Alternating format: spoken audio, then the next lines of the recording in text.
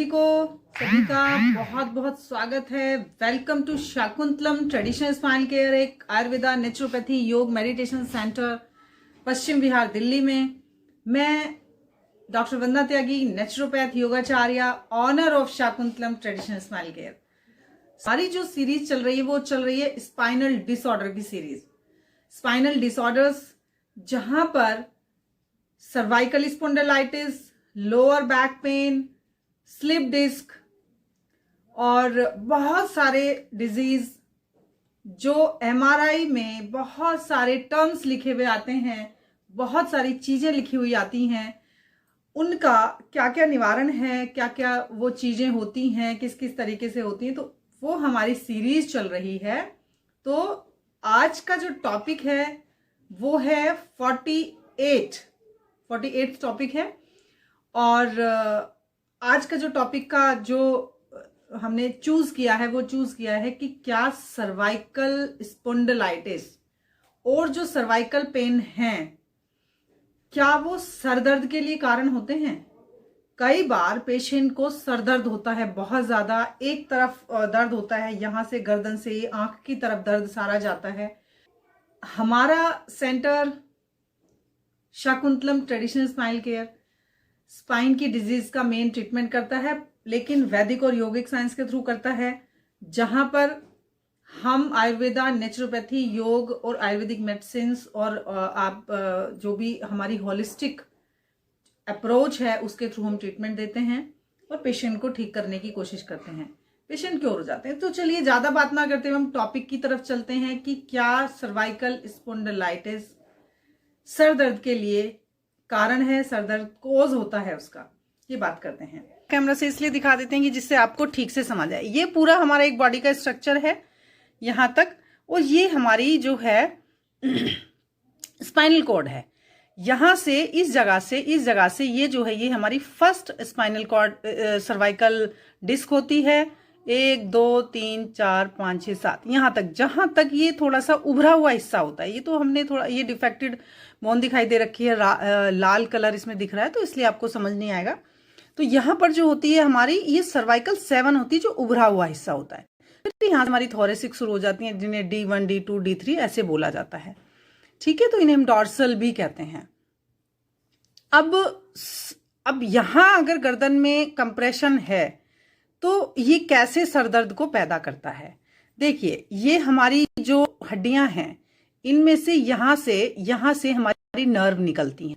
ठीक है, तो ऐसे ही सर्वाइकल बोन से, हमारी सर्वाइकल बोन से जो नर्व निकलती हैं, 1 2 3 नर्व रूट निकलती हैं, फिर उसका यहाँ आकर के ना एक प्लेक्सिस बन जाता है, मतलब यहाँ आकर वो एक मोटी रस्सी तरह जाती है, जो फिर एक ऐसे होती हुई ब्रांचेस हाथ की तरफ जाती हैं।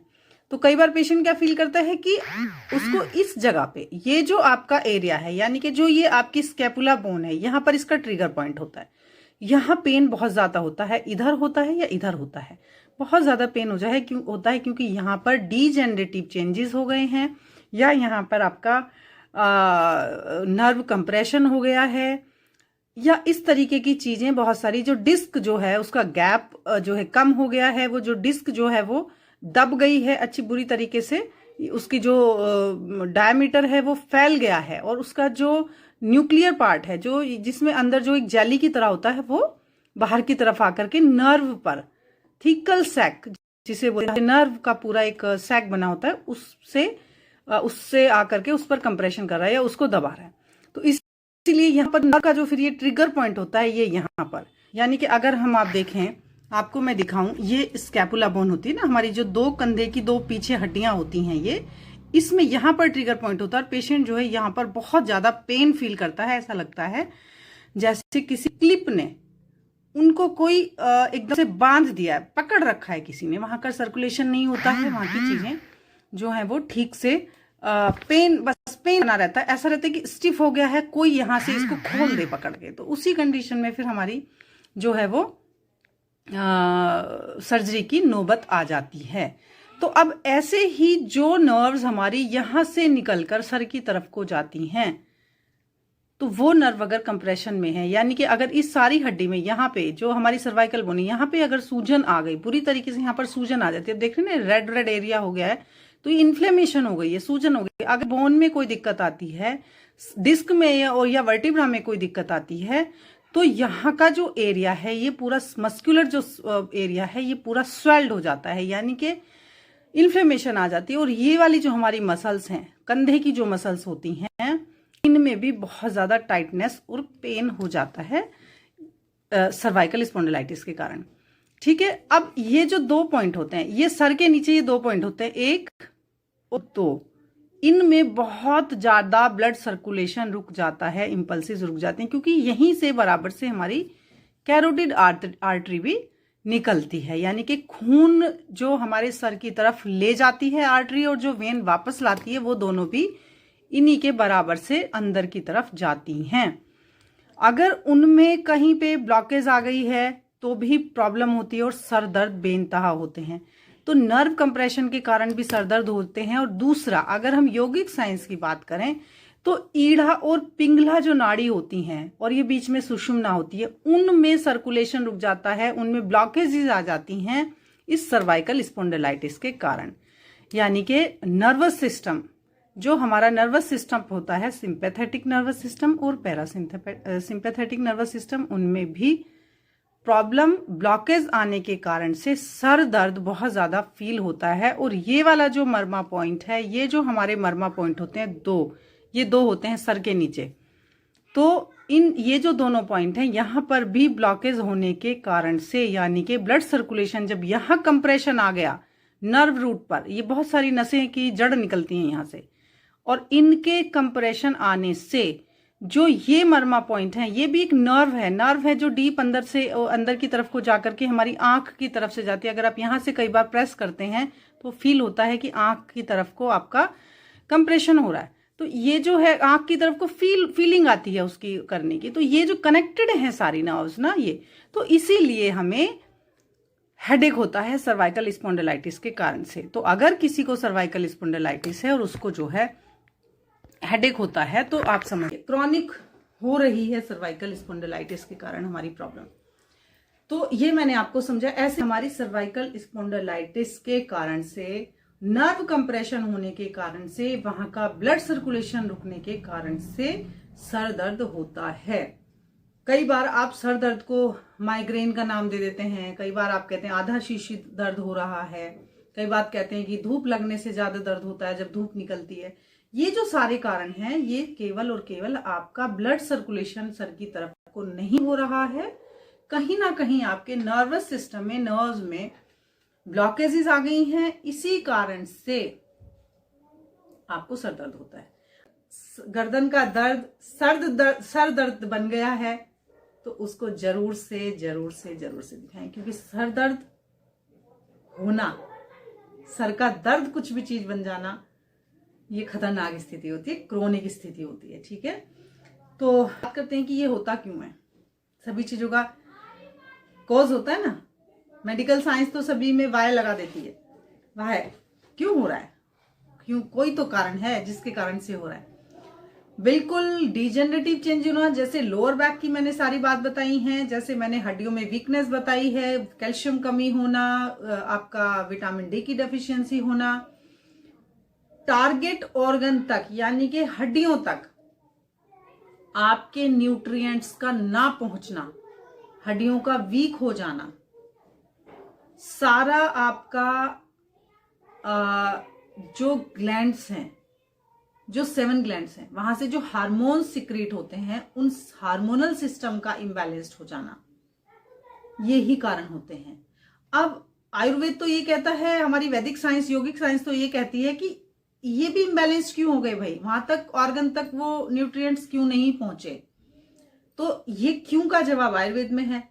वो कहते हैं कि आपका पेट ठीक नहीं है, आपकी जो डाइजेस्टिव सिस्टम है वो गलत है, आपको एसिडिटी है, आपको गैस्ट्रिक है, आपको ब्लोटिंग हो रही है, आपका पेट छाती से बाहर निकल गया है, आपको आंतों में मल चिपका हुआ है, आपका यूरिक एसिड बढ़ गया है, आपका कोलेस्ट्रॉल बढ़ गया है, जो ये टेस्ट में, ब्लड टेस्ट में रिपोर्ट्स आ जाती हैं, तो आपका सिस्टम ठीक नहीं है, आपका डाइजेस्टिव सिस्टम बिल्कुल भी ठीक नहीं है।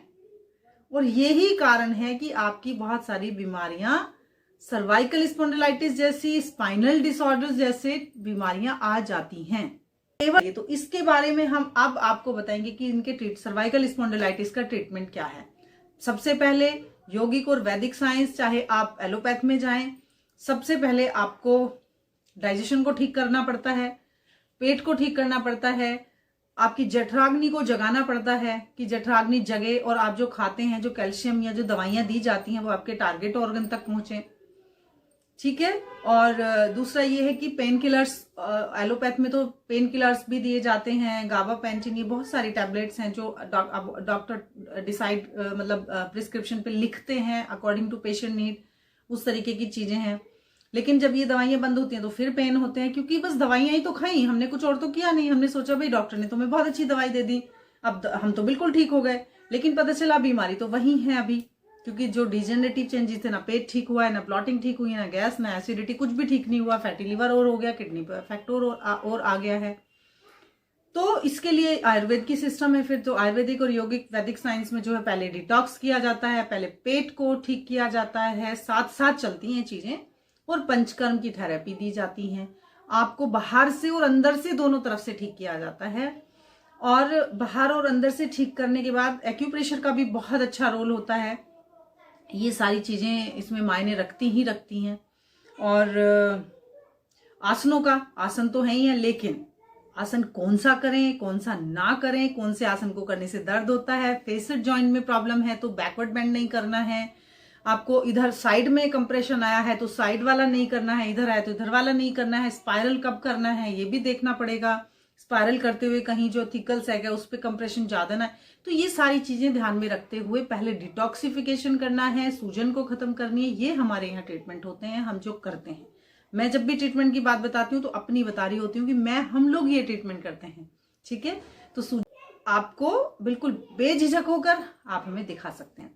अगर हम उसको एकदम से बंद नहीं है तो नेचुरल वे में, नेचुरल ठीक करने की कोशिश करते हैं, उसके स्पाइन को या उसके पूरे दर्द को ठीक करने की कोशिश की जाती है। ठीक हो जाते हैं पेशेंट, ये मैं आपको कहती हूँ। ठीक है। अब सारी चीजें डिस्कस हो गई है। अब मैं आपको बताऊंगी घरेलू उपचार। थोड़ा सा जरूर टिप्स लेकर जाती हूँ, क्योंकि अगर मैं टिप्स नहीं दूंगी तो आप कहेंगे मैडम तो ज्ञान बांट के चली गई हैं। घरेलू टिप्स, अगर आपको एक्यूट सर्वाइकल स्पॉन्डिलाइटिस हुआ है, वो दर्द तो अभी हुआ है लेकिन वो बहुत लंबे समय से चलता आ रहा है, इसीलिए सबसे पहले मैं हमेशा एक घरेलू टिप्स बताती हूँ, रेस्ट करना है, बिल्कुल गर्दन को सीधा छोड़ देना है, तकिया नहीं लगाना है। जब आप करवट लेंगे, कोई सी भी करवट लेंगे, तो ये वाला जो गैप है, इस गैप को भरने के लिए आपको टॉवल को रोल करके उसको लगा लेना है नीचे, कोई सॉफ्ट टॉवल रोल करके, जिससे कि हमारी गर्दन पर स्ट्रेच ना पड़े, पूरे तरीके से प्रेशर ना पड़े, क्योंकि वो ऑलरेडी नर्व कंप्रेशन में है। ठीक है। दूसरा घरेलू उपचार है हॉट फोमेंटेशन। हॉट फोमेंटेशन कभी भी रीढ़ की हड्डी के ऊपर मत लीजिएगा, ये मैं बताती हूँ, क्योंकि अगर एन्युलर टीयर हुआ है और वहां से आपका न्यूक्लियस पार्ट जो है वो बाहर की तरफ आ गया है, जिसे डिस्क बल्ज बोलते हैं, और वहां आपने हॉट फोमेंटेशन लिया तो और पिघलकर और बाहर आ जाएगा। तो इसलिए उसके ऊपर हॉट फोमेंटेशन ना लेकर, जहां ट्रिगर पॉइंट है इधर उधर आपको हॉट फोमेंटेशन लें, जहां मस्कुलर सिस्टम उसका प्रॉब्लम में आया है, आपका मस्कुलर जो इधर उधर जो हमारे पेन हुए हैं, स्टिफनेस हुई है, वहां पर हॉट फोमेंटेशन लेना है। रगड़ के मालिश नहीं करना है किसी भी तेल की, कि आपने बहुत रगड़ रगड़ के मालिश करवा ली और पेन तो अभी रिलैक्स मिला, लेकिन पेन बाद में बढ़ गए, हमने एन्युलर और टीयर कर दिया। एन्युलर मैंने बताया था ना, एन्युलर क्या होते हैं वो आप मेरी पहली वीडियो में देखना। जो हमारी डिस्क है उसके चारों तरफ का जो पार्ट होता है उन्हें एन्युलर रिंग्स बोलते हैं, जहां पर अगर उसमें रगड़ रगड़ के आपने मालिश कर दी है, खूब जोर लगा के मालिश कर दी, तो या आपने कोई झटके वाला कोई किया, एक्यूट पेन की बात बताती हूं, तो और एन्युलर टीयर होने के खतरे होते हैं। इसीलिए वहां पर कई बार कोल्ड फोमेंटेशन देना पड़ता है, हमें ठंडी सिकाई करनी पड़ती है। तो वो पेशेंट को देखकर हमें पता चलता है कि क्या करें। ये जस्ट मैंने आपको मैनेजमेंट बताया है। घरेलू उपचार में आपका यही है कि आप गर्म पानी में नमक डालकर थोड़ा परिशेक करें नहाते वक्त। नाक में अगर किसी को सरदर्द की प्रॉब्लम होने लगी है तो नस्यम थेरेपी होती है, नाक में 2-2 बूंद दवाई डालें। जैसे कोरोना काल में भी बताई गई थी कि 2-2 बूंद दवाई डाली जाए नाक में, तेल एक आता है उसको डाला जाए, अणु तेल बोलते हैं, उसको डाल के सोना नहीं है। सुबह उठकर ब्रश करने के बाद 2-2 बूंद नाक में अणु तेल डालें, फिर इसको प्रतिमर्शनस्यम बोला जाता है, फिर उसको बहने दें, टॉक्सिन को रिलीज होने दें जितना भी होता है। फिर आधा 1-पौना घंटे बाद में वो गले से आएगा, गले में थूकते रहना पड़ता है, फिर उसको हम भाप लेते हैं। भाप लेने के बाद जब वो पूरा तेल निकल जाता है, टॉक्सिन भी निकल जाते हैं, तब उसको रोकते हैं। तो ये क्रिया आप कर सकते हैं कई दिनों तक, जिनको सर्वाइकल पेन है। फिर ये शोधन नस्यम होता है जो प्यूरिफाइड करता है, टॉक्सिन्स को निकालता है। फिर हम रात को 2 बूंद बादाम रोगन या 2-2 बूंद गाय का घी पिघलाकर डाल सकते हैं नाक में। ये सर्वाइकल को भी ठीक करते हैं। लेकिन ये नहीं कि आज आपने डाला यार हम तो बहुत दिनों से डाल रहे हैं, हो तो कुछ नहीं, तरीके से मेडिकली सिस्टम के साथ चीजें करेंगे तो जरूर से आराम मिलेगा। ऐसा नहीं होता जो आराम ना मिले। इसीलिए हम पेशेंट को कहते हैं जी आप हमारे पास आ जाइए, हम आपको सिखाते हैं 10 दिन 15 दिन, और आप फिर घर में ट्रेनिंग आपको मिलेगी तो आप घर में जाकर के इन ट्रीटमेंट को कर सकते हैं। बहुत जरूरी होता है कि आप ट्रेनिंग लें, करें, लापरवाही ना करें। अपने डॉक्टर खुद तो बने, पर इतने भी ना बने जो अपनी बीमारी को बिगाड़ लें। में मैंने बताया ये 10 किशमिश, 4 मुनक्के, 2 चम्मच तिल, 1 चम्मच तिल, अकॉर्डिंग टू पेशेंट अपने वेट के अकॉर्डिंग, कैल्शियम जितना चाहिए उसकी बॉडी के अकॉर्डिंग कितना कैल्शियम चाहिए उस हिसाब से तिल डालें। रात को पानी में भिगोएं, सुबह पीस कर दूध में घोल के पिए। ये बहुत अच्छा है, बहुत अच्छा है। और इस तरीके की चीजें खाएं। दूध में हल्दी का सेवन करें, हल्दी को दूध में उबाल लें, थोड़ी सी हल्दी को दूध में उबाल लें, उबाल कर दूध में पिए उसको। ऐसे ऊपर से कच्ची डाल देते हैं तो फायदा इतना नहीं होता हल्दी का। और ये सारी चीजें हैं छोटी छोटी घरेलू नुस्खे। बाकी सबसे पहले पेट पर ध्यान देना है, कॉन्स्टिपेशन अवॉइड करना है, कॉन्स्टिपेशन ना बढ़े, एसिडिटी ना हो, फैटी लीवर को ठीक करना है, डाइजेशन को ठीक करना है, हंसते रहना है, मुस्कुराते रहना है, खिलखिलाते रहना है। यही मेरा संदेश होता है लास्ट में, यही मेरा मैसेज होता है। और